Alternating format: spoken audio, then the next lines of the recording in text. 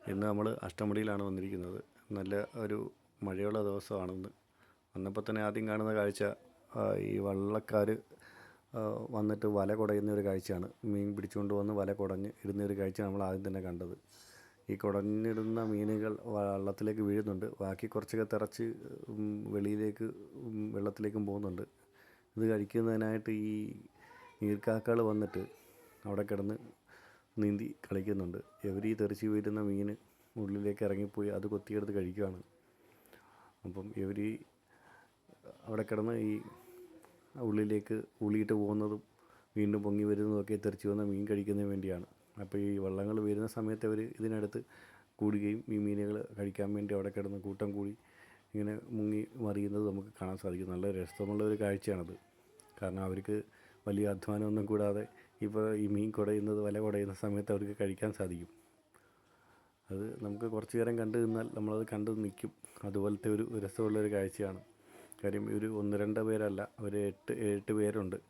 അവരിങ്ങനെ ഈ മീൻ കിട്ടുന്നതിന് വേണ്ടി അതിൻ്റെ ഈ കായലിന് അടിയിലേക്ക് പോവുകയും ഇടയ്ക്കിടയ്ക്ക് പൊങ്ങി വരികയും ചെയ്യുന്നുണ്ട്. അത് നോക്കി കുറച്ച് നേരം അവിടെ അങ്ങനെ നിന്നു. നല്ലൊരു രസമുള്ളൊരു കാഴ്ച ആയതുകൊണ്ട് കുറച്ച് നേരം അത് കണ്ടങ്ങ് നിന്നുപോയി. അപ്പോഴത്തേക്കും വലക്കാർ അവരുടെ മീനെല്ലാം കുടഞ്ഞ് ഒരു കൊട്ടയിലാക്കി അവരാർക്കെങ്കിലും ആവശ്യമുണ്ടെങ്കിൽ വിൽക്കാമെന്നുള്ളതിനായിരുന്നു. അപ്പം ഈ മീനൊക്കെ വാങ്ങി വിൽക്കുന്ന ഒരു സ്ത്രീ അവർ വന്നു. അവർ വില പറഞ്ഞ് ആ ഒരു മീൻ വാങ്ങി. അത് നെയ്ച്ചൂടയായിരുന്നു. അത് മാത്രമേ ഉണ്ടായിരുന്നുള്ളൂ. അത് അവർക്ക് വിറ്റതിന് ശേഷം അവർ വീണ്ടും അവരുടെ വലയുമെല്ലാം അടുക്കി പറക്കി എല്ലാം ശരിയാക്കി വീണ്ടും അടുത്ത ഒരു മീൻ പിടുത്തത്തിനായുള്ള ഒരു വേണ്ടിയിട്ട് അവർ അടുത്ത ഭാഗത്തേക്ക് പോവുകയാണ്. അവർ വീണ്ടും ഇതുപോലെ മീൻ വലയിട്ട് പിടിച്ചുകൊണ്ട് വന്ന് ആൾക്കാർക്ക് ഇതുപോലെ കൊണ്ടുവന്ന് വിൽക്കും. അതവരിങ്ങനെ ഒരു ദിവസം പല തവണയായിട്ട് അവരിങ്ങനെ ചെയ്യുമ്പോൾ അവർക്കുള്ള ഒരു ജോലി കഴിഞ്ഞിട്ടുള്ള ഒരു പൈസ അവർക്കത് കിട്ടും. ഇതിൽ നിന്നൊരു വരുമാനം ഉണ്ടാക്കാൻ സാധിക്കും.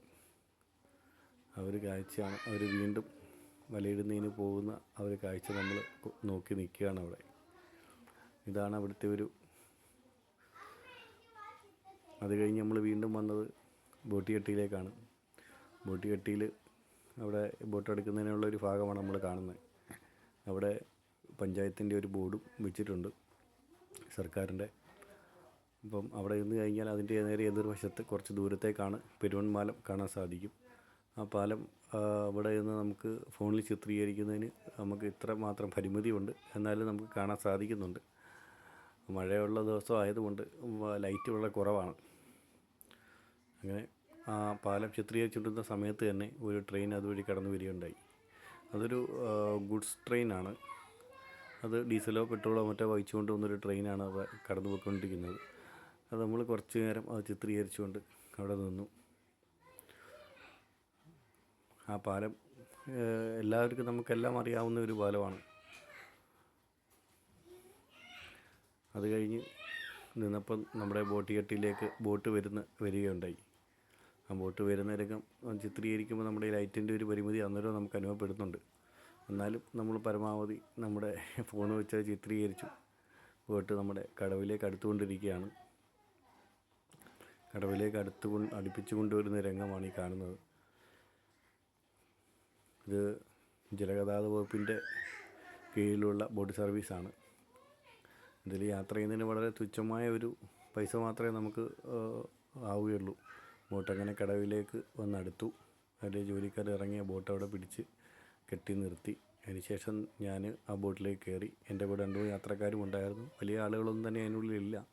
കാരണം അക്കരെ ഇക്കരെ കരകളിലുള്ള ആൾക്കാർക്ക് അങ്ങോട്ടും ഇങ്ങോട്ടും പോകുന്നതിനുള്ള ഒരു എളുപ്പമാർഗ്ഗമാണ് ഈ ഒരു ബോട്ടെന്ന് പറയുന്നത്.